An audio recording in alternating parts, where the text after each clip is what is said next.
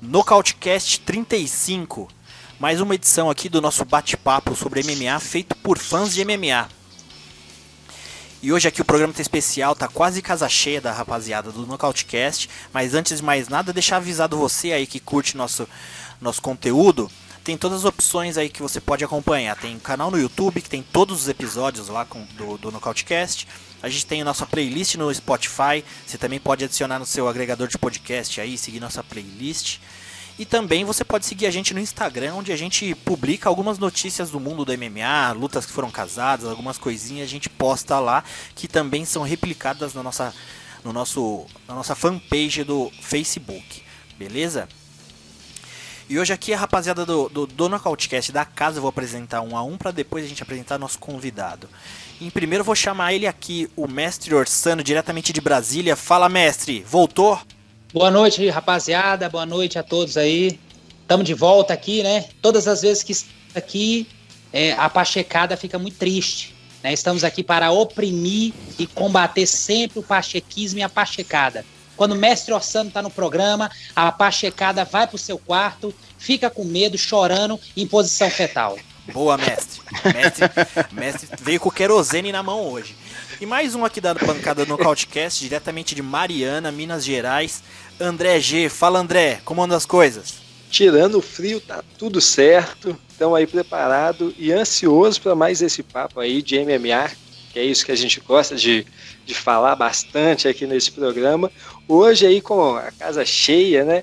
Temos aí quase todo mundo do Nocautecast e, além de tudo, um convidado mais do que especial. Vamos lá começar esse papo. Boa. E também com a gente aqui o nosso cowboy do Nocautecast, Gabriel Sater, ele que trouxe o nosso convidado que também gosta de boa música. Fala, Gabriel, como andam as coisas, meu amigo? Davi Carvalho, pound for pound das charges do mundo. Sempre uma honra estar com vocês aqui. Obrigado pelo espaço. E saudade da bancada cheia. Feliz que o mestre Orsano, o furacão, está de volta, né? E André G, o galã de Mariana. E hoje o nosso programa é mais que especial. A gente tem um convidado aqui de altíssimo nível do MMA. Ele que profissionalmente ele já faz um bom tempo que ele luta MMA. Ele, para grande massa, para quem curte MMA no UFC principalmente, ele apareceu no The Ultimate Fighter 4 Brasil, né? Depois ele lutou pelo UFC, depois mudou, saiu do UFC, foi pros eventos regionais, depois foi pro Japão. Tem muita experiência, muita coisa boa para falar pra gente aqui. Glaico França. Fala, Glaico, muito obrigado por ter aceitado o nosso convite, meu amigo. É um prazer ter você aqui com a gente do Nocautecast. Fala, rapaziada.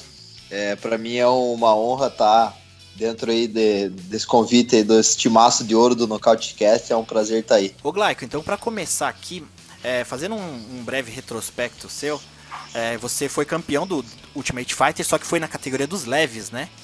Exatamente, foi na categoria até 70 quilos, foi em 2015. E aquela época, hoje você luta no meio médio, né? E eu acredito que hoje seja uma categoria mais confortável para você. No TUF, como a gente sabe que o TUF é uma situação onde o pessoal fica dentro de uma casa, não é tão fácil, você não tem praticamente um camp, né, para te acompanhar, você tá dentro da casa ali, você tem que tentar manter um peso ali dentro. Foi difícil para você lutar naquela categoria ou na época você tinha um outro biotipo e foi uma coisa mais tranquila? Então, na verdade, cara, na época eu era mais novo, né, eu tinha 22 para 23 e 22 para 23 anos e eu era mais novo. Quando a gente é mais novo, nosso corpo não sente tanto esse corte de peso, mas eu também era mais leve. Eu lembro quando eu fui para a seletiva em outubro de 2014, para a seletiva do TUF no Rio, eu pesava 81 quilos, mas comendo bastante, sim, sabe? Uhum. Então era um cara que se cortasse um pouco, meu peso já caía fácil. Então por isso que eu consegui bater várias vezes o peso lá na casa. Boa. E qual a idade que você entrou no TUF, que você falou? Cara, se eu não me engano era 23, 23... E eu fiz 24 lá, né? Era em 28 de fevereiro. Fiz 24 anos dentro da casa. Ó. E você era bem novo então, mas antes mesmo do TUF você já tem bastante luta, né? Você já lutou bastante no circuito regional aqui no Brasil. E fala um pouco pra gente como foi esse seu começo no MMA, porque como você entrou novo no TUF, e como eu vi aqui que você tem bastante luta, como que foi o seu envolvimento com lutas? Então, cara, na verdade eu comecei no MMA, muita gente acha que foi através do judô, do karatê, que eu praticava na minha cidade, Curitibanos, mas na verdade mesmo eu comecei a ter a vontade de lutar MMA, eu comecei no kickboxing, eu fiz umas 8 lutas de kickboxing, aí me apaixonei, e daí depois quando eu entrei no kickboxing eu já visava o MMA, aí comecei a treinar chão e tal, aí lutei algumas lutas de MMA amador, acredito que mais 5, e daí vi que era o que eu queria fazer da vida, aí depois eu fiz 3 lutas profissionais, treinava em Curitibanos ainda, depois eu vim para a Company RFT, que é em Balneário Camboriú, que depois se tornou Astra Fighting e que evolui muito como atleta. Laico, o Davi já perguntou, já ficamos sabendo então mais ou menos aí como foi o seu começo, né, a batalha que você teve lá dentro do The Ultimate Fighter. Cara, eu gostaria de saber de você o seguinte, assim que você passou pelo UFC, né, foi desligado, você voltou aqui para o cenário nacional, passou ali pelo Áspera, passou também pelo Pancrase, está agora no PFL. Como que foi essa questão de você, como que você lidou, né, com essa questão de sair do UFC, que é um sonho para todo lutador estar ali dentro, e voltar para o cenário regional e reconstruir a sua carreira? Agora você está aí nesse torneio, né, lutando aí por R$1 milhão. Queria que você contasse essa trajetória de você logo após a saída do UFC. Então, minha trajetória depois da saída ou da demissão do UFC foi, na verdade, foi complicado e não foi, porque assim, eu fui um cara que entrei muito cedo no UFC. Eu, apesar de ter algumas lutas já quando eu entrei no TUF, no UFC, eu era ainda muito cru, né? Então, na verdade, o sonho de todo atleta é chegar no UFC, mas antes, eu posso falar por mim isso. Mais do que a paixão de lutar no UFC, eu tenho a paixão de lutar MMA. Então, mesmo depois da demissão do UFC, eu ainda assim poderia lutar MMA, e foi o que eu continuei a fazer. Eu lembro que no dia que o meu mestre, o Brigadeiro, me avisou que o UFC tinha cortado, desligado o nosso nome do contrato deles, eu treinei, dei meu máximo naquele dia, treinei 2 a 3 treinos no dia, eu me dediquei ao máximo. Então assim, claro que eu esperava na época que eles iam dar mais uma chance para nós no 7-7, porque realmente deu para ver já que o 70 não era mais minha categoria, não estava mais conseguindo render, e depois foi um dia como outro, que nem a vida, né, cara? A vida tem altos e baixos. Naquele dia que eu fui demitido, foi em outubro, eu tenho em setembro com o Gillespie, depois em outubro eu fui demitido, mais ou menos depois de um mês, e cara, eu continuei treinando, continuei evoluindo, que eu acredito que é o principal no esporte de alto rendimento, no MMA, é você treinar e evoluir, e eu sabia que eu tinha potencial de um dia voltar para um grande evento, então eu continuei minha caminhada passo a passo, e as coisas foram acontecendo. Eu voltei, lutei no Áspera, depois lutei 3 lutas, depois lutei pelo cinturão, depois conseguimos contrato com o Pancrase, lutamos 2 lutas lá e conseguimos o cinturão também, e para mim o PFL foi excelente, caiu como uma luva, porque é um evento tão grande quanto o UFC e paga tão bem quanto o UFC. Então a gente, claro que para mim não é o mais importante o valor do que você recebe da bolsa, mas com certeza é muito bom você você ter esse retorno, né? E fazendo o que gosta, que é o que eu amo fazer, que é MMA. Aproveitando isso daí, uma outra pergunta, você não precisa citar valores, mas é o seguinte, a gente sempre ouve falar muito desse torneio do PFL, na verdade começou no passado, né? E que ele dá essa premiação de R$1 milhão para o vencedor. Mas o pagamento pelas outras lutas, como que funciona isso? Vocês têm uma bolsa já acordada? Tem bônus por vitória? Como que funciona isso? Tem bônus por performance? Então, no PFL não existe bônus por performance, mas a gente recebe normal. Vamos dar um exemplo. Você faz 5 lutas no UFC, você ganha um valor e vai aumentando. No PFL é o mesmo sistema. a bolsa é equivalente. Dependendo, vamos dizer, o Nathan Chute, um amigo meu, o gurizão de Joinville, e a galera que ganhou ano passado, os campeões do ano passado, eles já entram esse ano com uma bolsa maior, né? Então, digamos assim, o passe deles é valorizado porque eles são os atuais campeões. Mas, assim, a diferença do UFC é que o cara defende o cinturão. No PFL é uma temporada nova. Então, vamos dizer, o cara ganhou a temporada de 2018, ele tem a opção de entrar no GP de novo, mas é um GP novo. Se ele perder, se ele não atingir pontuação suficiente, ele não avança para os playoffs. Então, assim, em relação à bolsa, é a mesma do UFC. Dependendo, cara, eu vou dizer que eu com 5 lutas no UFC e 5 lutas no PFL, com certeza eu não alcançaria a bolsa que eu vou alcançar no PFL. Mas, assim, independente de qualquer coisa, cara, eu tô feliz em lutar e mais ainda ser reconhecido por isso. Ô Glaico, você falou essa questão do GP, né? Por exemplo, o Nathan Chute, ele ganhou do peso leve, né? Ele ganhou o cinturão, ele ganhou o checão lá de 1 milhão. Então, no caso, ele é campeão da temporada 2018. A próxima temporada ele é meio que automaticamente já faz parte, né? Porque ele foi campeão, mas não necessariamente seria uma defesa de cinturão. Seria a próxima temporada, então, basicamente. Exatamente. É uma temporada nova, então ele ganhou 2018, aquele cinturão ninguém tira dele. A temporada foi dele, ele ganhou. Mas assim, o PFL normalmente ele traz os 4 primeiros. Por exemplo, na minha categoria 7-7 ano passado, Ray Cooper, Henderson Ferreira, Bojan Velikovic e Magomed Kerimov. Esses caras aí, eles foram os 4 melhores na 7-7. Então, assim, eles tiveram a opção de voltar se quisessem. Por exemplo, o Sean O'Connell ganhou o 9-3 no ano passado e se aposentou. Então não é regra, mas os caras têm essa escolha. Então, como se fosse um passe livre. Os 4 melhores têm o direito de, se quiserem, voltar na temporada seguinte. Nossa, eu tô adorando o papo e mega curioso para saber essas diferenças, né, entre os eventos. Porque o fã, muitas vezes de fora, imagina que o UFC é só maravilhas. E a gente sabe que não é. A gente acabou de ver uma situação super complicada com o UFC, que desenrolou, né, toda uma polêmica. O Dana White chegou a fazer até um vídeo exclusivo pro canal do UFC no YouTube, né, se defendendo, sabe? Vira aquela questão que causa um imbróglio entre o atleta e a empresa. E você vê, a Cris estava sentindo um mal-estar de trabalhar no UFC, né? A gente quer ver as melhores lutas, a gente quer ver a revanche dela com a Amanda, por exemplo, e não vai poder ver por questões de não entender o evento, né? O PFL me parece que é uma empresa, Glaico, me corrija se eu estiver errado, mas que valoriza o atleta, né? Eles sabem, parece que tem um marketing bem aplicado, eles sabem desenvolver bem, é um formato que causa interesse. Eu fiquei mega curioso, comecei a conhecer mais.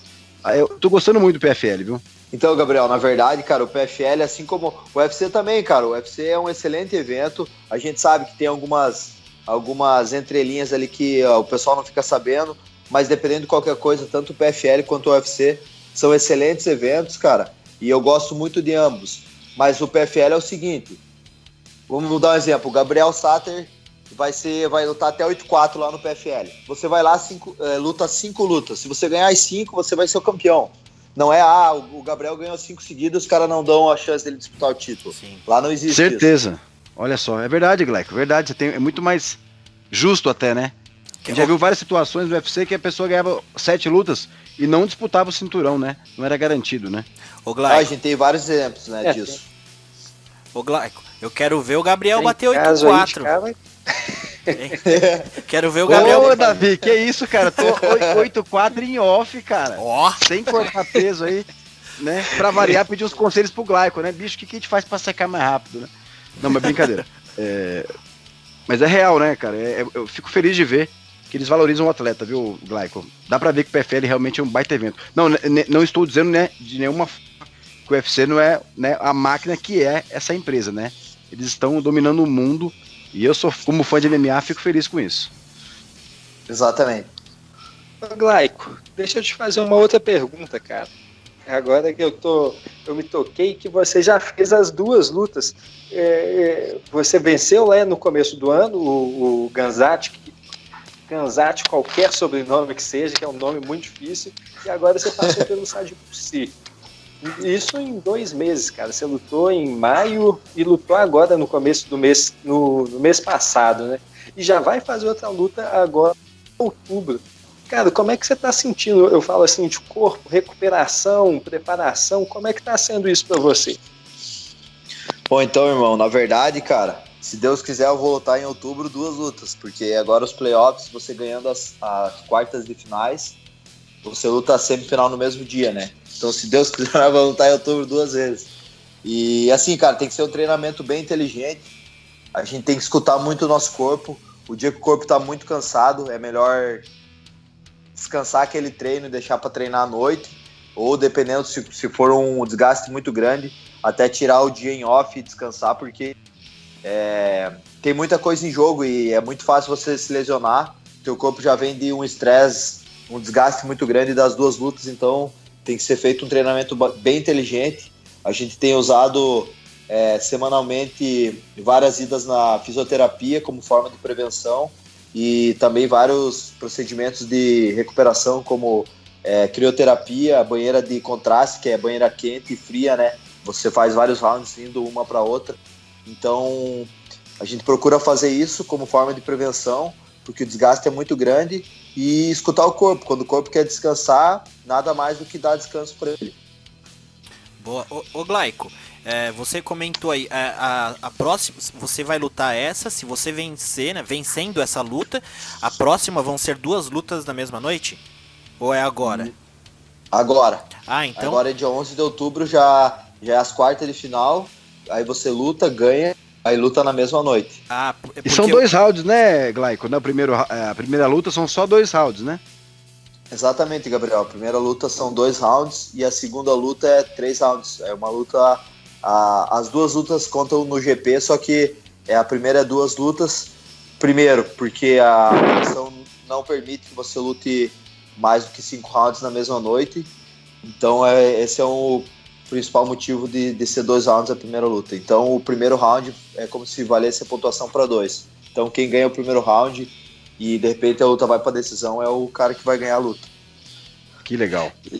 Ô Glaico, eu acompanhei, poxa, eu sou muito fã do PFL, acompanhei a temporada passada inteira, venho acompanhando essa temporada inteira também, e eu me lembro que no ano passado o que mais me chateou no evento, é um evento sensacional, para mim foi o evento do ano passado, mas teve uma coisa que me chateou, que foi essa questão dos playoffs, que eu me recordo muito bem que as quartas de final, quando você tinha uma luta, ela ia para decisão depois de 2 rounds, o primeiro round ele era avaliado como se ele tivesse maior valor, né? Era o round de desempate. E para essa temporada eles mudaram um pouco essa regra, agora ele vai ser meio que avaliado naquele sistema do Pride, a luta como um todo, né? Vocês já estão estudando uma estratégia para esse tipo de luta, para uma luta mais extensa, para como vai fazer isso, cara? Cara, na verdade a gente procura estudar bastante o meu adversário, passo a passo, né, sem querer dar um passo maior que a perna, mas a gente tem que estar de olho nos potenciais outros adversários também, porque como é uma noite só, é como se o cara fizesse 2 camp em um só. Você que acaba estudando muito o adversário, mas também tem que estar de olho nos outros, porque a gente já sabe que ganhando do Fialho, ou eu vou pegar o Mitchell ou o John Howard. Então, assim, em relação à estratégia da luta, é ser dominante, né, cara? É chegar lá, dominar o centro, fazer o cara andar para trás, e eu vou estar bem preparado, independente. Eu sei que ele tem o cara que eu vou estar completo, mas eu também treino tudo, então o nível do MMA hoje é muito grande, e fazer aquele jogo, né, cara? Independente da área que tiver, eu vou ser dominante no chão, na trocação, no wrestling, e botar o meu jogo pra cima dele e vamos buscar a vitória. Boa. Ô Glaico, e o que você sabe do André Fialho, né? Ele é português, né? O que você sabe dele? Já estudou dele ou você não costuma estudar? Como que funciona pra você? Então, cara, na verdade a gente costuma muito estudar. O Fialho é português, ele vem do boxe, né? Mas ele é um cara que já treinou com o Habib, já treinou na AKA, já treinou na Hard Knocks lá do Henry Roof. Então é um cara completo, como eu falei. Mas assim, eu já fui mais testado que ele, né? Eu tenho mais experiência que ele. Ele é um grande atleta, eu acredito que futuramente, com certeza, ele vai ser campeão mundial. Mas é só questão de time, né, cara? Eu tenho mais experiência que ele, eu já rodei mais do que ele. Eu acredito que eu tenho mais experiência de treino que ele também em tempo. Então isso aí faz muita diferença. E assim como todos os outros atletas que eu lutei, eu respeito muito ele como pessoa e atleta, mas a hora que fechar lá é só eu e ele, eu vou pra cima dele. Boa. E nessa próxima luta sua, então tem a possibilidade de serem 2 lutas, né? E vai ter um intervalinho ali. A sua última luta foi uma boa vitória sua, mas assim, foi uma luta que você se entregou ao seu adversário também, foi uma luta bem disputada, foi uma luta emocionante. Como que você enxerga você se vendo na situação agora, que você vai vencer a próxima luta, você depois vai ter uma luta seguinte? Como que é pra você assimilar essa questão de basicamente 2 lutas numa noite? Então, na verdade, as pessoas perguntam muito disso. Hoje até tava falando com um amigo meu, o Eduardo, e ele falou a respeito, meu Deus, vai ser 2 lutas na noite. Eu não penso que vai ser 2 lutas na noite, porque só vai ser 2 se você ganhar. Então eu tô focado na luta com o Fialho. Eu nem tô muito preocupado que depois, talvez, ganhando dele, eu vou enfrentar ou o Michel ou o Howard, porque assim, é passo a passo, é que nem eu cheguei até agora. Eu não pensava na segunda luta antes de lutar a primeira. No TUF foi assim também, a gente ficava dentro de uma casa, como é que você vai pensar nas quartas ou na semi sem chegar lá? Então assim, a segunda luta não é concreta até ela acontecer, então eu tô pensando só na primeira luta, passo a passo, vencer o Fialho, e depois eu vou pensar na outra, mas assim, eu já tô preparado. Se tivesse que lutar 5 na mesma noite, eu ia lutar. Boa. Ô Glaico, não sei se você sabe, mas a gente aqui também tem meio que uma visão já de empreendedorismo, né? A gente tem uma equipe bem próxima aqui que a gente tem um produto já para quase colocar no mercado aí. O Mestre Orsano aqui também, que participa do Nocautecast, a gente está preparando ele está fazendo uns camps. Ô Mestre Orsano, eu quero saber se você tem alguma pergunta pro Glaico aqui, cara, pra você já se preparar, porque a gente já tá pensando em colocar você pra lutar. Aproveita que você tem um profissional aqui do lado e vamos tirar umas dúvidas. Ô, Glaico, a pergunta que eu tenho pra fazer pra ti é o seguinte: dentro do circuito nacional ainda, a gente via isso muito antigamente, mas dentro do circuito nacional, ainda existe aquelas rivalidades, por exemplo, tem aquele lutador que, você perdeu por um detalhe, ou foi garfado uma luta, e cria aquela animosidade. Ainda existe isso lá entre academias, ou Glaico? Então, eu acredito que hoje perdeu bastante força, né? Antigamente tinha uma maior rivalidade em relação a isso. Hoje em dia o pessoal tem mais... Não que o pessoal não tivesse no passado, mas hoje em dia a gente tem aquele respeito de saber, o cara faz o que eu faço, ele treina todo dia, se dedica, vai sair na mão igual eu vou sair. Então eu acredito que hoje em dia perdeu um pouco de força. O pessoal já tem mais esse respeito pós-luta. Não que o pessoal não tivesse antigamente, mas antigamente tinha muito de defender a sua arte marcial. Não, eu sou da luta livre, você é do jiu-jitsu, a gente vai ver quem é o melhor. E hoje deu uma mudada um pouco nisso. Eu acredito que foi um caminho bom que o esporte seguiu, porque assim, os atletas de MMA hoje eles são espelho para a criançada. Então, se você ficar fazendo muita coisa errada, vai acabar influenciando as crianças a fazerem coisa errada também. Então, eu acredito que, por esse lado, hoje em dia tem menos briga em relação a academias e tal, e eu acho que foi um ponto positivo.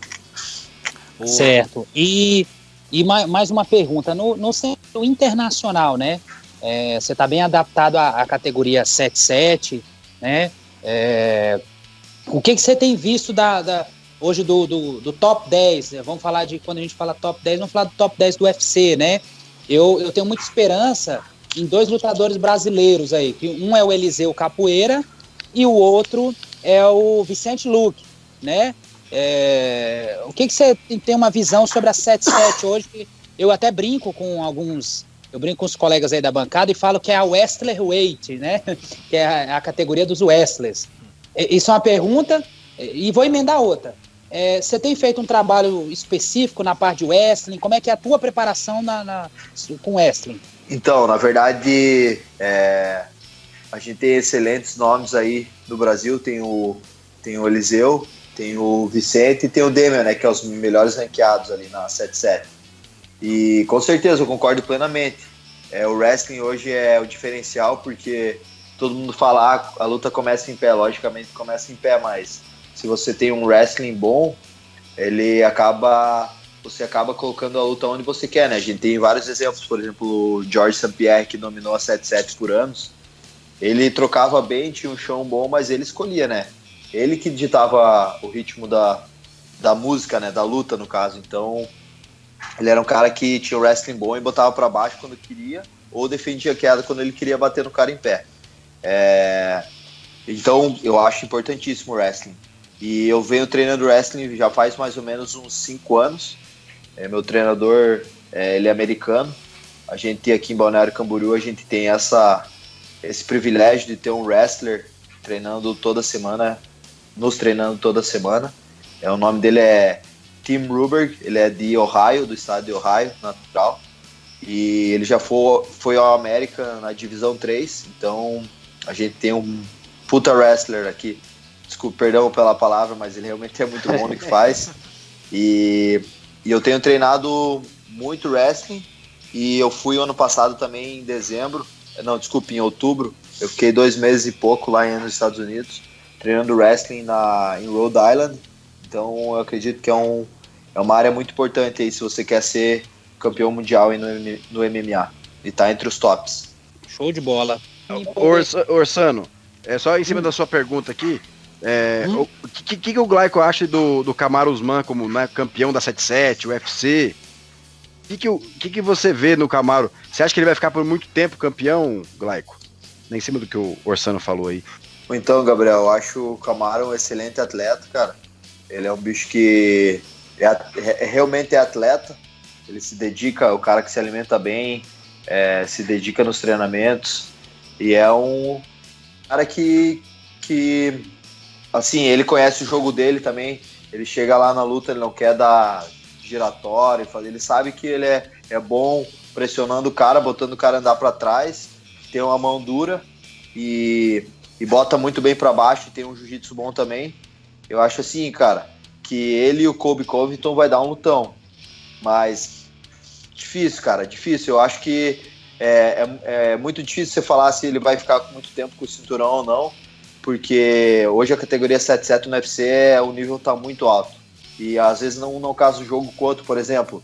O Vidal perdeu pro Demian e o Covington ganhou do Demian, então ali o rodízio é muito grande, porque os caras realmente estão com o nível muito alto. Às vezes não casa os jogos, né? Mas aí em relação ao Kamaru, eu acho ele um excelente atleta. Veja só, a gente tem visto muito o efeito, e você que lutou na 70, né? Você falou, eu estava acompanhando agora, você contando um pouco da sua história. A gente tem observado muito os lutadores que têm subido e têm feito lutas impressionantes, até nocauteado. Foi assim com o Daniel Cormier, nocauteando o Steve Miocic. Tem acontecido nas categorias que você andou, né? Que é a 70 e a 77, o Pettis nocautear o Thompson, e o Masvidal nocautear o Darren Till. Você que é da área, quando um lutador ele sobe de categoria, assim, o punch aumenta de forma significativa. Fala um pouquinho sobre isso, o que acontece com a subida do lutador.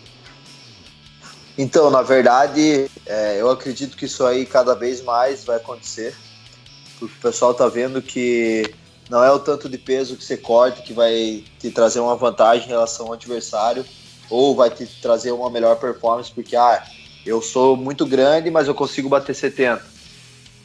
Até um certo ponto isso aí é vantajoso, mas assim, quantas vezes o cara vai conseguir bater aquele peso e recuperar, e assim, tem a saúde do atleta que acaba acelerando esse desgaste, né? E de repente o cara ia ter 10, 15 anos de carreira, vai cair para 8 ou 7,5 pela metade, por causa desse corte excessivo de peso. Então, eu acho que cada vez mais vai acontecer isso, e essa subida de peso com certeza é benéfica para o atleta, porque só quem corta peso e luta MMA sabe o quão desgastante é fazer esse procedimento, e você não poder treinar da maneira 100%, que é o que todo atleta de verdade faz. Você sempre está naquela de não poder comer muito, faz um treino forte, tem que controlar muito na refeição. Não digo nem se alimentar mal, se alimentar bem mesmo. comer alimentos de qualidade. Você chega, tem que sempre estar...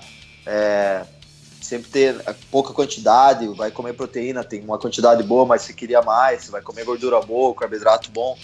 Teu corpo está pedindo mais, você não pode colocar porque de repente você tem um peso para bater dali um certo tempo. Então assim, eu acredito que isso aí vai acontecer cada vez mais, o pessoal vai subir de peso e é melhor para o atleta, melhor para a saúde e melhor para a performance e melhor para os fãs de MMA, porque cada vez vão ter lutas melhores, porque a galera está cortando menos peso e está surtindo efeito em boas performances dentro do octógono e cages. Tem um evento passado que rolou, o UFC Fight Night Covington vs Lawler. Foi um evento bacana, mas até que eu acho que a gente podia...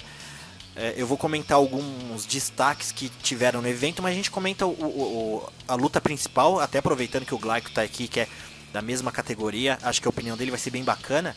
E o card preliminar eu separei 2 destaques aqui. Um deles foi o Claudio Hannibal, que finalizou o Cole William no primeiro round.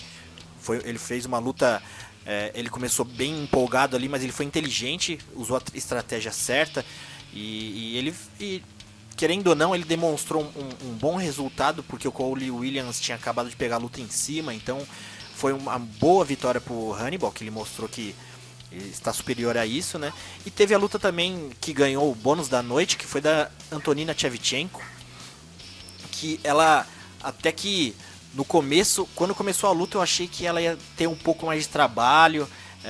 Eu não senti tanta segurança dela, que ela pegou a Lucille Pudilova, mas ela conseguiu impor o jogo dela. E já no card principal, eu separei 3 lutinhas que eu vou comentar de forma rápida. Uma foi o peso leve do Nasrat Haqparast, quase um palavrão. E ele que nocauteou o Neto BJJ, né, rapaziada? O Serginho Moraes estava aqui com a gente a semana passada. Ele estava no camp do Neto BJJ, falou que ele estava super preparado. Foi uma luta bacana. André G, essa luta, nos primeiros minutos ali, eu tava... Porque eu sempre gosto de assistir luta e conectado no Twitter, mandando opinião, lendo a opinião do pessoal que eu sigo, né? Eu já tava quase comentando que o Nasrat parecia que aquele jogador de videogame que esqueceram o controle solto e que o cara fica só andando. Falei, pô, ele não tá fazendo nada. Do nada o cara desencapou o fio ali, virou a chavinha, conseguiu um belo nocaute, né? O que você achou desse rapaz? É um belo nome, né, que tá aparecendo aí? Pois é, cara, ele mais uma vez aí surpreendendo, mostrando que realmente é um bom produto, né? Ele que vem lá da Tristar, né? Na mesma equipe que fez aí, né? Que forjou o Georges St-Pierre. Ele já tinha feito boas apresentações desde quando ele chegou lutando lá com o Mark Jacquiese. E nessa daí ele surpreendeu, igual você falou, né? Ele começou ali, parecia que ele não estava no dia dele, ele estava muito parado, não estava soltando golpes, e de repente ele encontrou a distância, né? Parecia que o Neto BJJ estava ali no meio do caminho, ele não estava nem na longa distância, nem na curta, ele ficou meio preso ali, e o Nasrat começou a encontrar a sua distância e acertar bons golpes. Do meio do primeiro round para frente, ele conseguiu dominar a luta e chegou no nocaute. Boa. E a gente tava até comentando em off, né, André? Como é curioso a gente ver o Georges St-Pierre ali no corner. Dá vontade de... Tipo, ninguém nem fez pergunta pro cara. É bem engraçado, né? Pois é, cara, você vê uma lenda que nem o Georges St-Pierre levando balde e banquinho ali pro centro do octógono para outro lutador, é uma coisa no mínimo curiosa, né? Bem curioso e é bem bacana, né? A gente tem várias formas de você encarar essa visão, porque é que nem você falou, um cara é uma lenda, não precisaria mais nem trabalhar com o MMA se ele quisesse, ele já é um cara que conquistou tudo e tá ali, né, ajudando novos nomes, tá trazendo a experiência dele, bem bacana. Ô Davi, tem novidade, hein, sobre esse assunto, tem sobre Georges St-Pierre, Tristar Dima aí. Ah, é? O mito de Star. Você quer mandar agora? No final do programa no final do programa eu vou contar uma novidade que eu vi que eu achei bem legal. Boa. Gabriel, quando a gente fala que tá acabando, ele já traz mais meia hora de assunto, mas vamos embora. E também rolou... É que o Glaico não sabe da história, né? Porque que a gente começou o programa, né? Somos, né, carentes por falar de MMA. Sim. Esporte que, né, número 1. E dando sequência aqui, rapaziada, peso leve, rolou também Jim Miller, finalizou o Clay Guida aos 57 segundos. Foi uma luta bacana, duas lendas. Rolou melhor do que eu esperava, porque eu achei que a luta podia ser mais morosa, até que rolou legal, teve uma finalização bonita. E indo para a luta principal, pela categoria também meio médio, a mesma do Glaico que está aqui com a gente, Colby Covington venceu Robbie Lawler na decisão unânime. E nessa decisão teve até um dos juízes ali que deu um 10-8.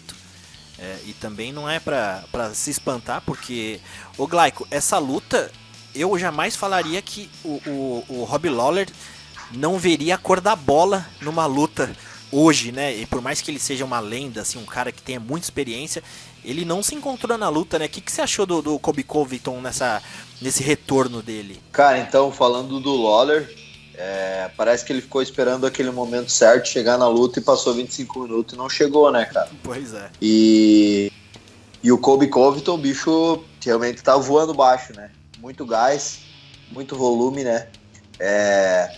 Assim como o Kamaru Usman não quer inventar, sabe o que ele é bom, usa as melhores armas que ele tem e tava com a estratégia embaixo do braço para ganhar. É isso aí, cara. Muitas vezes tem que fazer isso no nível que tá ali. Às vezes as pessoas ficam meio chateadas da maneira que o cara luta e tal, mas, cara, ele tá perto de um title shot, ele não tá naquela de lutar solto e tal, e de repente fazer alguma coisa que ia arriscar muito e de repente perder e cair lá pra trás na fila, né? E a chance do Lawler era ganhar do Covington e voltar pro top 5, mas infelizmente não deu pra ele. E o Colby tá de parabéns, apesar de ele gostar de falar bastante besteira, mas ali dentro do octógono é uma performance muito boa.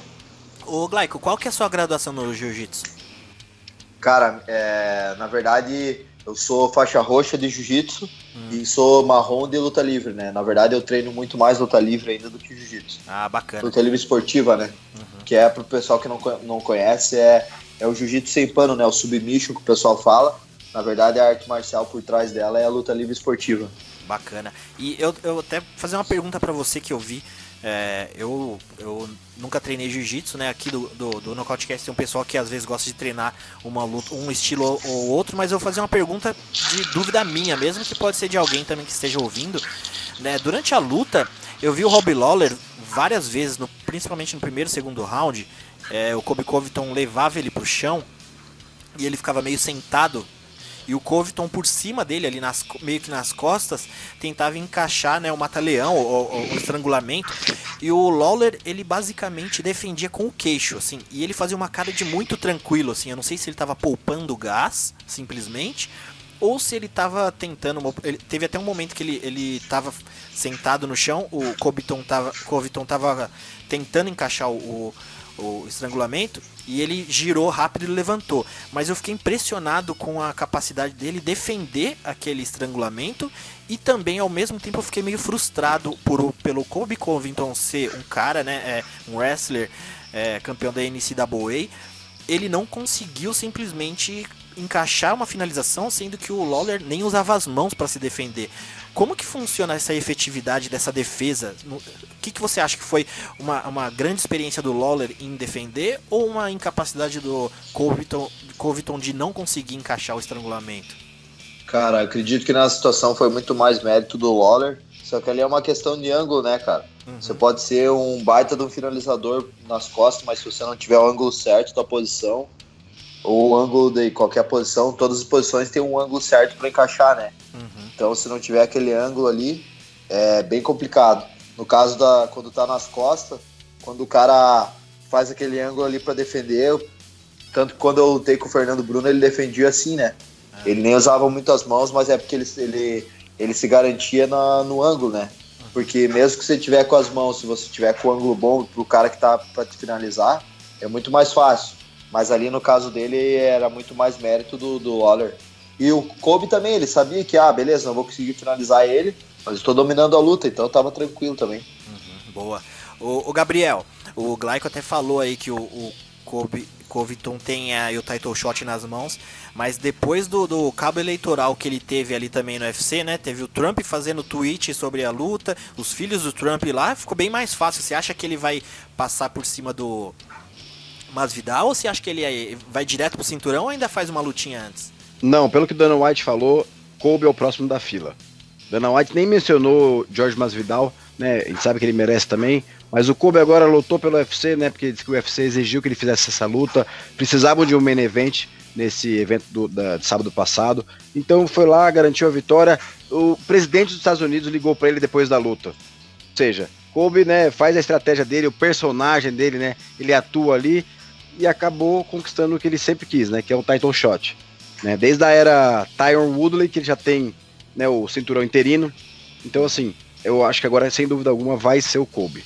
Né? Aliás, eu deixei pra gente fazer esse matchmaker da casa aqui ao vivo mesmo, viu, Davi? Boa. Porque aproveitar o Glyco, né? Acabei dando aqui um spoiler, mas você concorda comigo, Glyco? Colby é o próximo? Então, Gabriel, eu concordo, cara, porque o Masvidal merece também, mas o Colby vem de mais sequência de vitórias seguidas e fora que ele ganhou o cinturão interino, né, cara? Se o UFC jogou o cinturão interino, ele e o dos Anjos, ele ganhou, ele conquistou o direito, na verdade, é para isso que o cinturão interino existe, para garantir o title shot da próxima da fila pro cara que ganhar o cinturão interino, senão não faz sentido nenhum.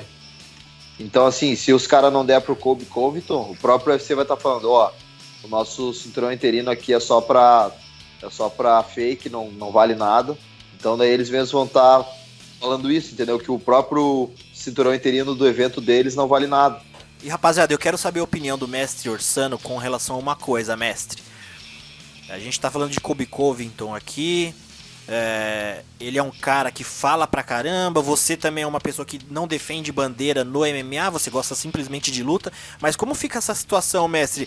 O nosso coração agora fica pro lado de quem quando o Colby Covington lutar? Afinal de contas, ele xingou tudo a gente, né? Chamou a gente de animais imundos. Como fica essa situação? Na verdade, é incrível, né? Como o brasileiro ele tem essa necessidade de construir heróis e vilões, né? No outro tempo era o Chael Sonnen. Então, é uma necessidade. O tempo todo tem que ter o bad boy, né? O bandido e o mocinho. Tem que parar com isso, rapaz. A gente tem que parar com essa mentalidade, a gente tem que evoluir. Não gosto do Colby porque faz uma luta horrorosa, uma luta ridícula.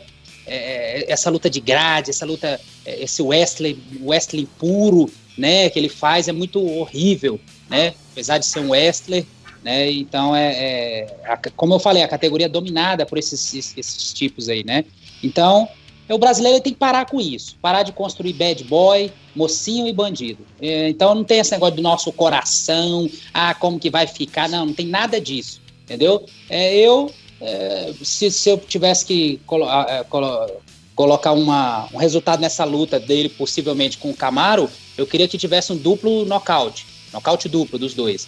Mas já que não tem como, que vença o menos pior, no caso o Kamaru. Boa, ô mestre, e agora me fala, eu vou perguntar uma luta aqui, você fala torcida total pra quem, beleza? Ok. Ó, André Fialho, português, vai encarar um tal de Glyco França aí. Quem que a gente vai torcer, mestre? Torcida total pelo Glyco França. Boa. Porra, esse. Boa. Ô, Davi, sabe o que foi o mais engraçado? Ah. É que meus amigos de banda, né, não são muito ligados no MMA e começaram a curtir o esporte por causa de mim, né? O João Gaspar, o Eliomar, toca comigo. Aí conheceram o Glyco num show que a gente fez no Sul, né, em Floripa, e aí já perguntaram quando é que é a próxima luta do Glyco. Vamos estar ligadíssimos já, a galera já tá empenhada em levar a família pra torcer pelo Glyco. Tá virando uma revolução já. 11 de outubro, né, Glyco? Exatamente, dia 11 de outubro. Eu tô muito animado pra essa luta, porque eu já lutei 2 vezes eu já lutei em 2 eventos, que foram 2 lutas na mesma noite, né? Um evento era amador e outro era profissional. E eu tô mais feliz ainda que vai ser um lugar que eu já lutei 4 vezes, então eu sei bem como que vai ser e vamos trazer as vitórias aí. Onde que vai ser o local? Vai ser em Las Vegas, Nevada, no Mandalay Bay. Ó, vai ter bastante brasileiro então, hein, pra torcer. Vai ter. Né, como foi a experiência, né, e a felicidade, porque ele tem uma carreira já premiada, né, mas como foi conquistar o cinturão do Pancrase, que é um evento muito famoso, né? Pra quem gosta de MMA sabe que o Pancrase é um grande evento, né? Mundo afora, no Japão. Então, como é que foi essa luta com o Takashi Sato, que depois a gente viu até que estreou no UFC, né? Depois de perder pro Glaico. Comenta um pouquinho dos bastidores pra essa luta. Bom, então, Gabriel, foi uma luta, primeiramente falando do cinturão, era um sonho lutar no Japão. Quando eu lutei com o Sato pelo cinturão, eu ia para minha segunda luta no evento e a segunda luta no Japão.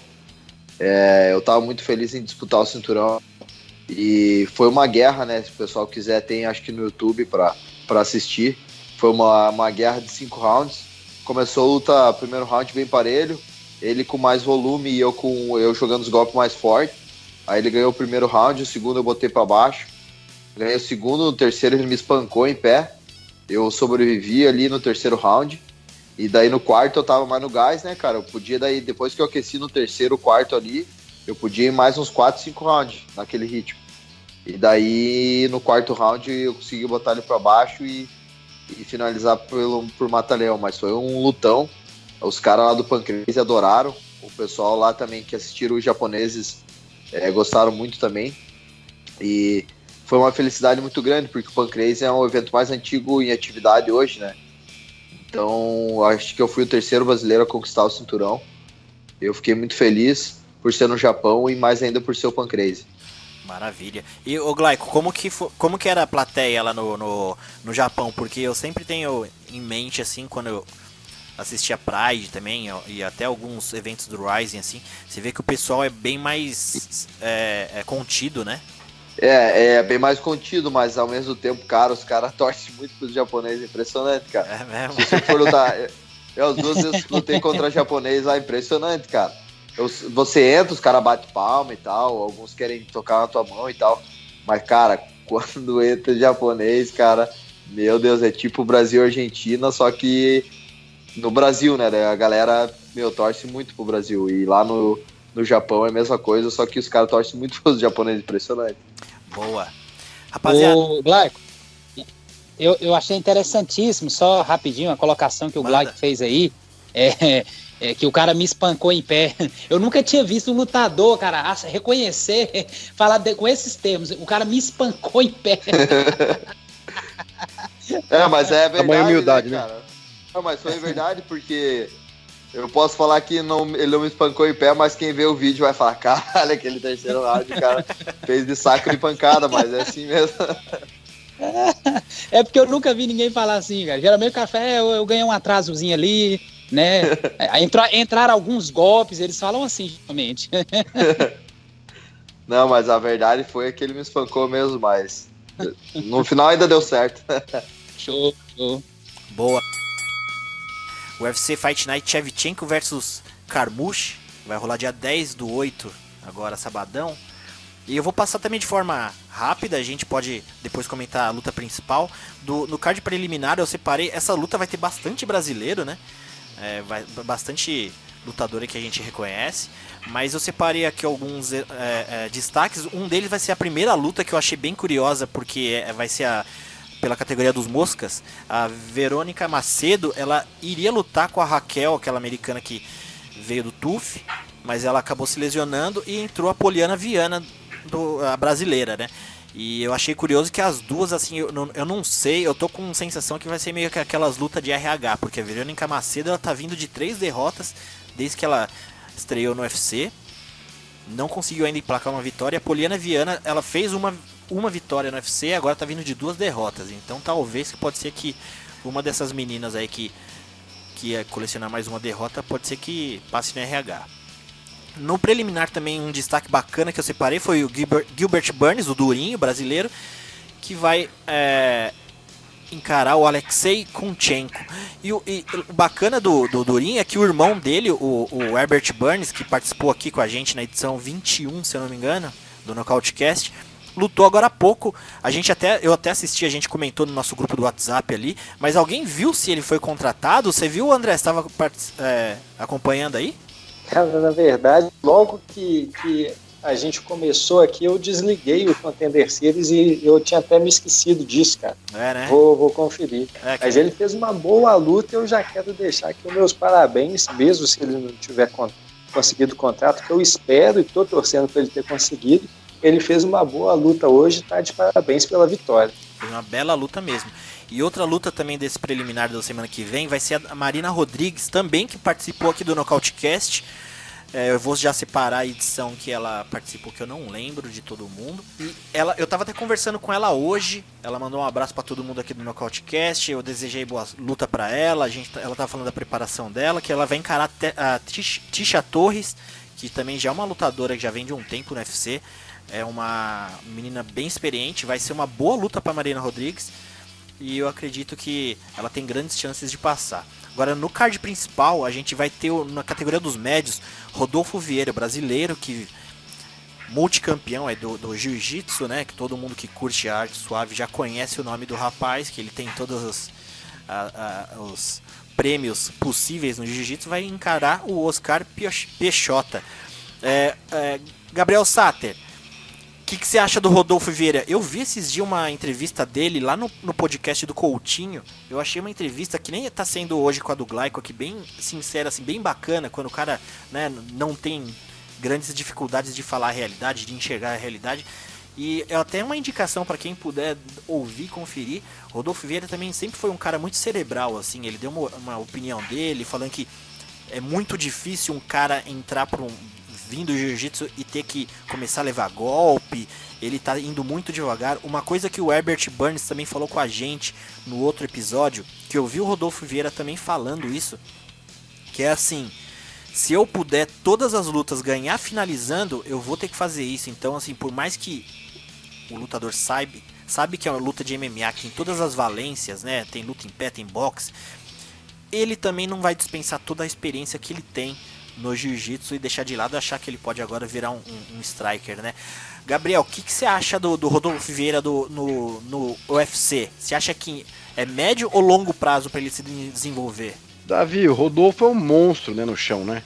E eu acompanhei desde o início da carreira dele no MMA, vi vários vídeos até que fizeram um documentário dele com o Libório, né? Uhum. E o outro atleta também que vem do chão, que é o Bruno Malfacini, acho que é. O Malfacini, isso. Eles têm um reality show falando desse início, né, assim, como é que é essa mudança de esportes. Então, assim, eu fiquei encantado de ver como que o Rodolfo estava lúcido, consciente, que é um processo lento, né, passo a passo, mínimo, e ele está cada vez mais, né, andando um degrau. Lembro, né, um dia conversando até com o Glaico, né, o Glaico falou, não, passo a passo no torneio, né, uma coisa de cada vez. Isso são lições que a gente aprende com o atleta, né, com a visão do Glaico, a visão do Rodolfo. São atletas excelentes, do mais alto nível. Eu confio muito no Rodolfo. Lógico que ele precisa, né, dar tempo ao tempo, como ele está fazendo, né. Eu vi essa entrevista que você falou, né, no canal do Coutinho, que ele falou que ele quer ser uma mistura do Demian Maia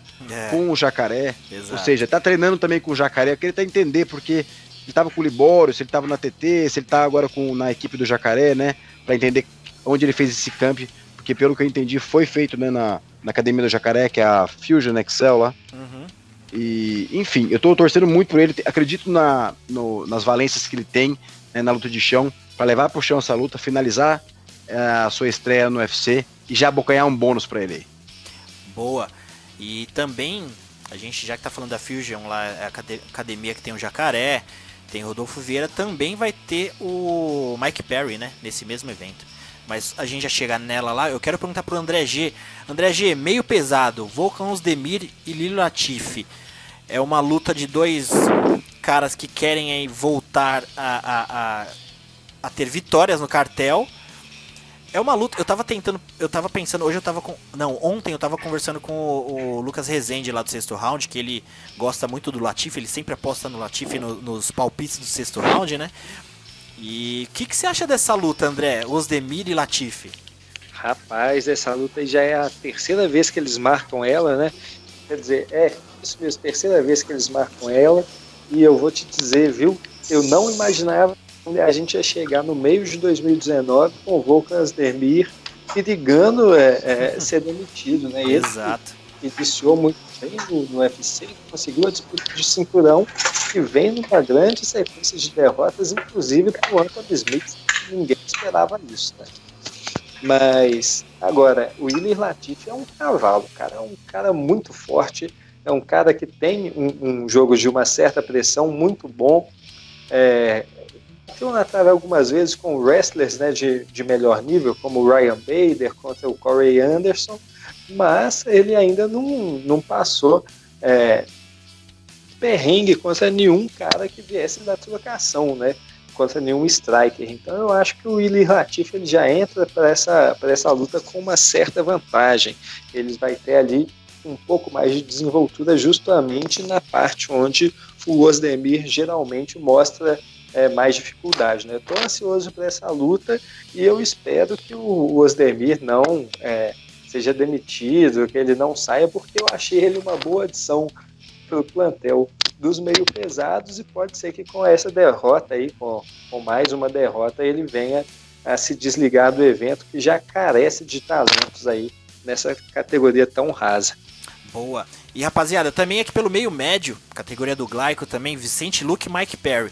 Ô Glaico, aqui temos dois lutadores bem empolgantes. Eu apostaria que essa luta tem grandes chances de ser a luta da noite. Vicente Luque, o brasileiro que tá vindo de vitória, vai pegar o Mike Perry, que também que é um porradeiro louco. O que você acha dessa luta, ô Glaico? Eu tava pensando hoje, eu só espero... O Vicente Luque é um cara muito inteligente, mas ele deixa muito a emoção tomar conta, né? Ele acaba se entregando demais. E o Mike Perry é um cara bem perigoso. Eu vejo o Vicente Luque como superior ao Mike Perry, mas se ele querer entrar nessa pilha da porradaria, ele tem grandes chances de se dar mal, né, o Glaico? O que você acha? Cara, eu acho que o Vicente é favorito. Ele é mais completo que o Perry. Ele é mais técnico. O pé também é na parte que o Perry, teoricamente, tem a sua parte mais forte. Mas eu acredito que essa luta aí tem tudo pro Vicente Luque ganhar. Mestre Ursano, e o que você me diz, Vicente Luque e Mike Perry? Você acha que o Vicente, você como que já disse que ele é um grande nome brasileiro da categoria, você acha que vai ser uma vitória tranquila? Como que você vê essa luta? Na verdade você já deu um início, eu penso exatamente como você iniciou aí, né? O Vicente Luque, ele é bem mais lutador do que o Mike, né? O Mike é aquele marginalzão, né? Aquele mala sem alça, até terrível, aquele cara que gosta de provocar, é um provocador, então, mas tem a mão pesadíssima, né?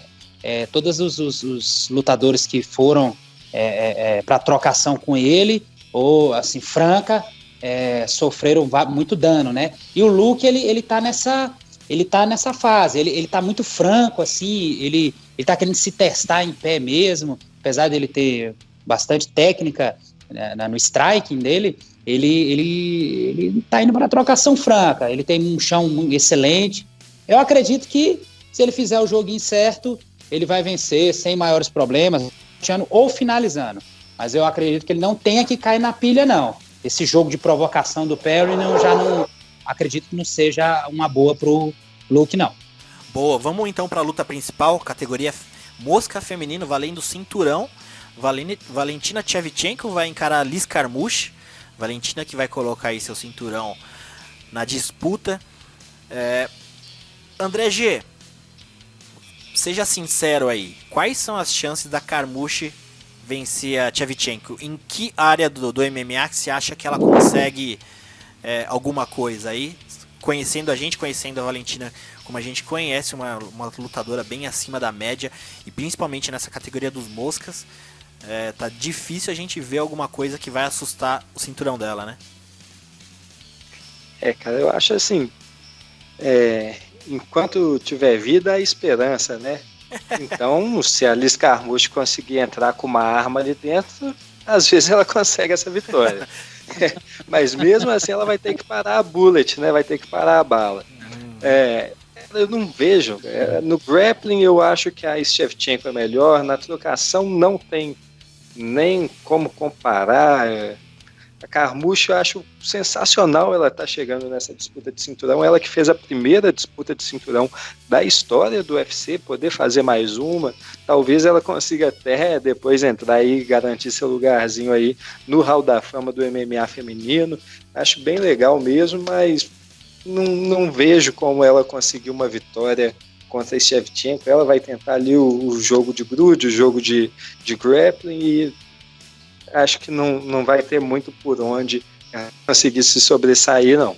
Rapaziada, a gente passou por esse evento, a gente comentou bacana, o Glaico adicionou demais aí, pelo menos uma palavra experiente aí, técnica, que não seja as nossas groselhas aqui. Vamos finalizar aqui a gente com algumas perguntas com o Glaico, mas antes de acabar, eu queria saber, ô Glaico, eu tenho uma pergunta que eu tava pensando, esperando a oportunidade para perguntar, agora acho que pode ser o momento. Mas antes, só para comentar, eu falei da Marina Rodrigues, eu peguei aqui, ela participou do episódio 20 do Nocautecast, aí o 21 é o Herbert Burns, bem bacana, quem quiser ouvir aí, acompanhar, pega esses episódios anteriores, foram bem legais. Mas, ô Glaico, eu tava pensando aqui, a gente falou da luta principal da semana passada, né, Colby Covington, Robbie Lawler, também teve essa do Vicente Luque e Mike Perry, todos da sua categoria também, e a gente já comentou algumas vezes aqui no Nocautecast sobre as categorias do UFC, né, então tem essa do meio médio, que vai até 77, e tem a de baixo, que você também já lutou no TUF, que é de 70, de leve. E o que você acha dessa categoria intermediária? Esses dias eu tava conversando com uns amigos lá do sexto round e a gente tava falando que se essa categoria intermediária, que eu acho que é 74, 73, alguma coisa, 74, se ela abrisse, ia meio que desfalcar um pouco das duas categorias no UFC que são, até então são as melhores. Como que você enxerga? Até pra você mesmo, que é do meio médio, você também cresceria o olho numa categoria nova nesse intermediário entre leve e o meio médio? Cara, na verdade, se o UFC criasse essa categoria, eu ia achar excelente, porque a gente vê vários exemplos. Por exemplo, o Rafael dos Anjos é um excelente lutador, é um cara que é um atleta de verdade, se dedica, se alimenta bem, tem muita experiência e sempre está evoluindo, mas ele é um cara que, para ele, é muito difícil bater 70 quilos, e também para bater 7-7 ele pega uns caras muito grandes. Por exemplo, o Leon Edwards, que ele lutou, o bicho era muito forte, cara, fisicamente, de altura também, então acabou atrapalhando bastante no jogo dele. Então acho que seria uma excelente opção se eles fizessem. Ia desinflar um pouco a 155 e a 170, a peso leve e a peso meio médio. E seria melhor, porque quanto mais categorias tiver, menos a galera vai fazer esse corte excessivo de peso, porque daí você consegue se enquadrar melhor nas categorias, né? Mas, pra mim, eu acredito que hoje já não seria uma ótima opção. Pra mim, 7-7 encaixou perfeito. Boa, bacana. Falasse um pouquinho da Astra Fight Team, que é a equipe dele, né? Boa, os treinadores boa. dele, da equipe que a gente sabe que compõe e faz ele evoluir todo dia. Conta um pouco como é que é seu camp, como é que é a sua rotina. Então, Gabriel, a rotina aqui na Astra é muito massa. A gente tem excelentes treinadores, nosso corpo técnico é muito bem capacitado. A gente tem o Marcelo Brigadeiro de head coach, treinador de luta livre, ele que afia o nosso chão.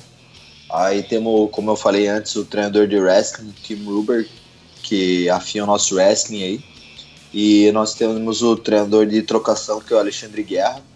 Então, e para complementar esse excelente corpo técnico que a Astra possui, tem o Jefferson Fajardo, que é nosso preparador físico. Então, assim, a gente trabalha com excelentes profissionais, e fora o exército, né, a rapaziada que tem um nível técnico muito alto. Então eu tenho amigos muito bons, tecnicamente, uns cara bom de chão, uns bons de trocação, uns completo, uns bons de wrestling. O cara acaba pegando um pouquinho de cada um e evoluindo bastante. E hoje ela tá onde? Legal, hein? Hoje ela tá onde, ô Glaico? A Astra Fighting, a matriz é em Balneário Camboriú, na rua Dom José. Você Galera treina... que quiser vir conhecer, tá convidado aí. Então todo o seu camp você faz em Balneário Camboriú. Exatamente. E o Darentil também é da sua equipe? Então, na verdade o tio era, né? E é porque acontece, o Brigadeiro dava aula na Calbo, na Inglaterra, alguns anos atrás. Aí depois ele veio pro Brasil e depois de um tempo o tio veio pra cá também. Ele ficou aqui uns 5 anos e aí ele voltou, mas hoje ele treina na Calbo, né? Bacana. Mestre Orsano, você tá por aí ainda, mestre? Ou já dormiu? Acho que ele dormiu, hein? Oi, estamos aqui. Boa. Não, estamos na área aqui. Quer aproveitar, Aqui. quer aproveitar os últimos minutos, mestre, pra pegar a experiência com o Glaico aí, pra sua primeira luta no MMA? Nós estamos começando agora, né? Estamos fazendo vários... Comecei com um treino de Thai aí, eu sempre faço pra galera aí o dia a dia dos treinos, né? E como é que a gente aprende o movimento do quadril, Glaico? Como é que é esse segredo do quadril? Porque todo treino o mestre fala a mesma coisa, é o quadril, o giro do quadril. Quer ter Fala um punch, pouquinho né, sobre mestre? o giro do quadril.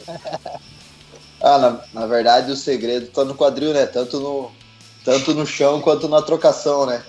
Mas o segredo é praticar, né? Quanto mais praticar, mais vai soltar o quadril. Não tem outro jeito, não. É prática. Boa. Show.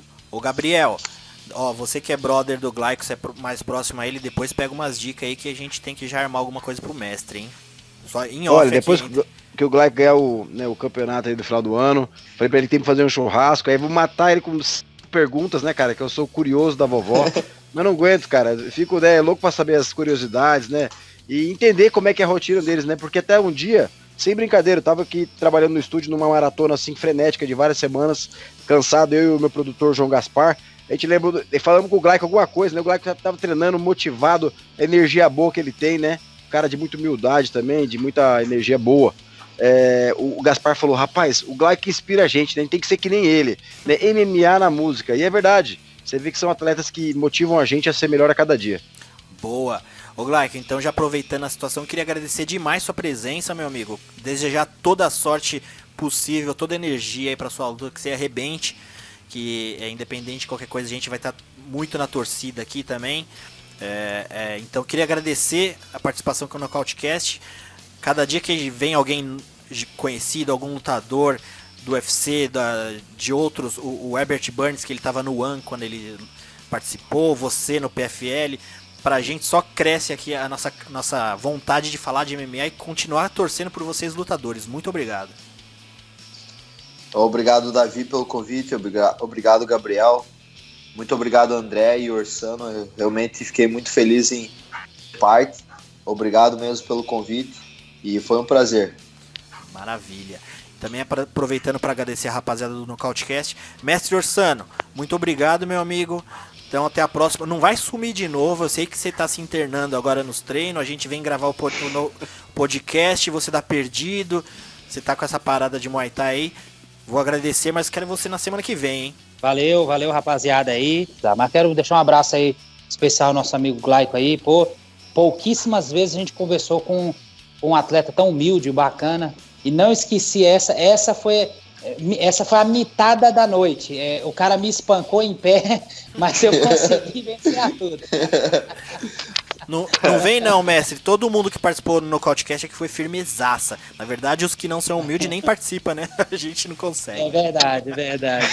Boa. O Kobe não vai participar, hein, galera? Eu mandei mensagem pra o mim, Kobe pra Sagai, ele. quando eu voltar pro UFC, eu vou pegar ele. Boa. Boa, Glaico. Boa. Da hora. Cara, é muito malo, não dá pra gostar dele, desculpa, né? Não tem como. É complicado. André G, Como não? muito obrigado, meu amigo. Boas energias também pra Mariana, pra rapaziada toda aí. Muito obrigado por mais uma. E depois que você segurou a bronca daquele episódio que eu não pude participar, a gente tá junto só agora, né? Queria agradecer também. Representou você e o Léo Paz. Pô, pois é, cara, infelizmente semana passada eu não pude participar, mas hoje, pô, muito feliz de estar aí batendo mais esse papo com vocês, muito agradecido, Glaico, valeu demais, cara, me ajudou muito, tirou várias das questões que a gente tinha aí hoje, estou muito satisfeito, muito bom ter você aqui no Nocautecast. E antes de ir, quero dar 2 recados, cara, acabei de conferir aqui e realmente o Herbert Burns conseguiu sim lá o seu contrato, agora ele é um Aí sim. Aí sim. bacana demais. Uma outra, assim que terminar o programa, eu vou falar dos eventos do final de semana, entre eles o PFL, o evento aí que o Glaico que vai ter aí na quinta-feira mais um evento para a gente poder acompanhar, certo? Boa. Um abraço, rapaziada. Um abraço. Me despedir também do cowboy do Nocautecast aqui também, Gabriel Sater. Meu amigo, muito obrigado por mais uma participação. E tamo Davi, junto. obrigado demais. Pra variar, tem 2 novidades pra fechar o programa aqui. Queria jogar na roda pra todo mundo. Mais 20 Acabei minutos. de ficar sabendo. Fiquei sabendo assim, é uma novidade até de ontem, na verdade. Mas que Tyron Woodley, ex-campeão 7-7, vai treinar com George St. Pierre lá no Canadá. na Three-Star Gym, né, com Firas Zahabi. Então vai ser assim, um momento divisor de águas na carreira dele pelo que ele falou, né? Ele meio que teve um treininho lá com o Firas, adorou, então é uma novidade aí fresquíssima. E todo mundo tá sabendo já que confirmou também a nova luta do Johnny Walker. Vai pegar o Corey Anderson. Se eu não tô enganado aqui na minha previsão aqui, né? Esse aí vai destronar John Jones. Johnny Walker.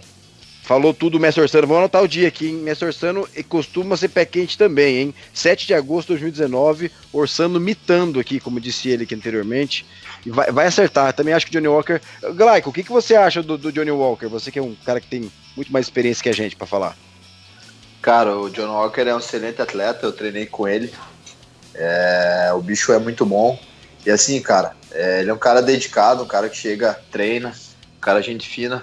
Eu acho que tem tudo pra ele futuramente aí conquistar o cinturão do UFC com certeza. Ô, Glaico, E você viu que ele desafiou o Ngannou, vocês viram? Né, que ele desafiou até o Ngannou ali, que ele lutaria com o Ngannou. Ele falou que lutaria com o Ngannou sem problema e que não temeria a mão dele de jeito nenhum. boa. Você acha, Glaico, que ele levaria pro chão ou ele trocaria com o Ngannou? Ele ia trocar com o Ngannou. Eu acho que ele ia pro clinch, do jeito que ele sempre faz, ia vencer o Ngannou no clinch. Cara, o John Walker é muito rápido, né, cara? O bicho é rápido pro peso dele. Eu acho que ia ser um lutão, né, cara? Não tem como você prever, né? Porque a luta é 50-50, mas com certeza seria um lutão, né? Boa. Boa, rapaziada. Então fiquem agora com os anúncios de eventos do final de semana com o André G. Um abraço.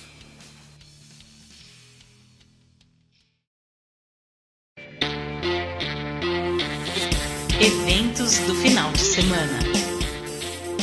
Fala pessoal, tudo certo? Aqui é André G, novamente falando sobre os eventos do final de semana no mundo do MMA fora do UFC.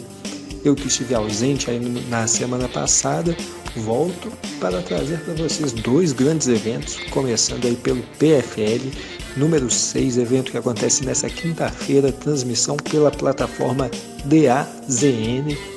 Esse evento vai ser bem legal, ele vai trazer aí o round final, né, do GP nas categorias pesados e meio pesados, tendo aí como destaque a luta principal entre Kelvin Tyler contra o Denis Goltsov. Kelvin Tyler, o filho da mamãe, que veio aí, fez uma grande campanha na temporada passada, inclusive venceu o Gerald Rocheholt por finalização, para depois acaba perdendo pelo mesmo Gerald Rocheholt aí na semifinal. Esse ano ele tenta novamente conquistar o seu prêmio de $1 milhão e já começou muito bem. Agora ele, que tem grandes finalizações, um belo poder de nocaute, vai enfrentar aí Denis Goltsov, grande lutador que vem aí de 18 vitórias e somente uma derrota nas últimas 19 lutas. Ele é um cara muito versátil, tem nocaute por chute alto, nocaute por soco, finalizações no seu cartel, tem um jogo muito equilibrado e vai ser parada dura ele, que é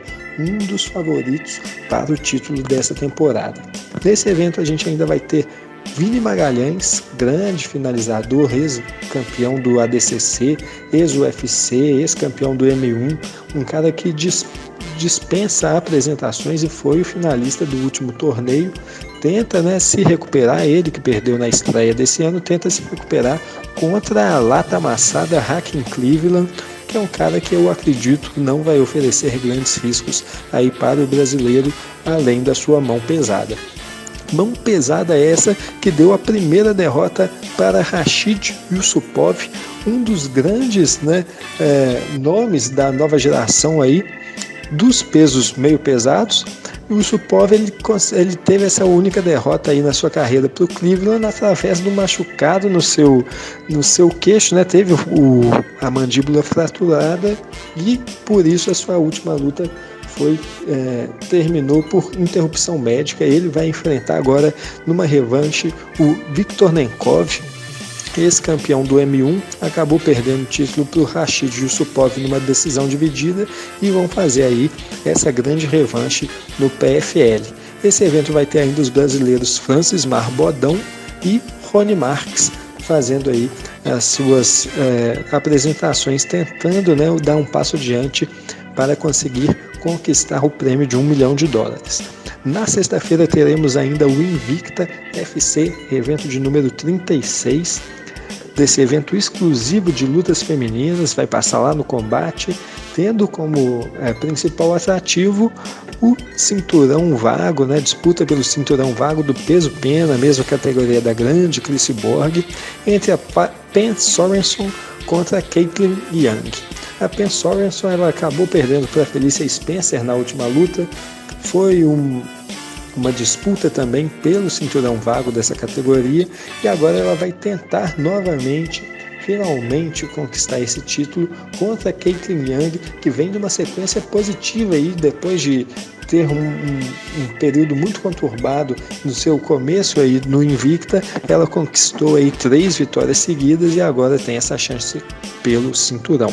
Quem vai se apresentar também nesse evento é a brasileira Janaísa Morandim, que ela está tentando se recuperar da segunda derrota na carreira contra a ex-desafiante do Bellator, Emily Ducote, que tenta emplacar também a segunda vitória em sequência para afastar de vez a má fase desde que ela foi disputar o cinturão lá no Bellator.